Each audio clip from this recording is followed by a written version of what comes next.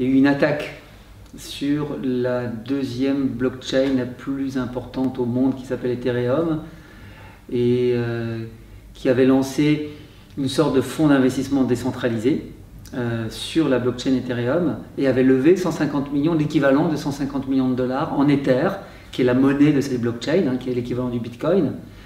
Et quelqu'un d'apparemment bien au courant du code informatique de la blockchain a siphonné l'équivalent de 50 millions de dollars.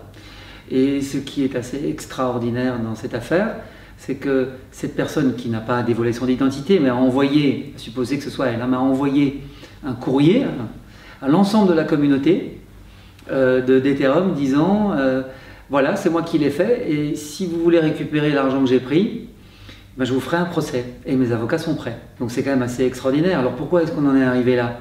On en est arrivé là parce qu'il y a, disons, une croyance qui existe depuis l'origine en fait de ce phénomène des blockchains, donc depuis 2008-2009, qui est un principe selon lequel le code serait la loi. Le code est loi, the code is law en anglais, qui est devenu vraiment l'étendard de cette communauté qui s'est quand même bâtie autour d'une approche assez libertaire, anti-étatique. Il faut le rappeler, on l'a déjà dit, mais le Bitcoin, il est né de la crise financière de 2007-2008 et de la volonté de s'affranchir des banques.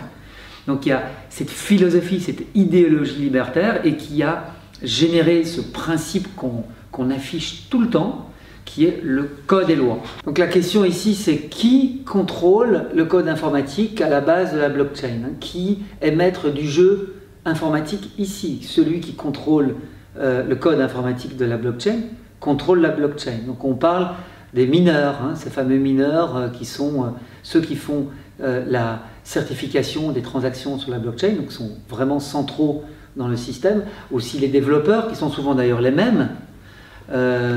Est-ce que c'est eux qui contrôlent le jeu? Oui, mais selon quelles règles de gouvernance? Selon quelle transparence? Est-ce qu'il n'y a pas en leur sein des coalitions qui ont pris le pouvoir? Il est inévitable, si cette technologie veut pouvoir émerger et prospérer, et convaincre aussi la population, convaincre les régulateurs, les États qu'elle est fiable et qu'on peut lui faire confiance, il est inévitable qu'elle clarifie ses règles de gouvernance.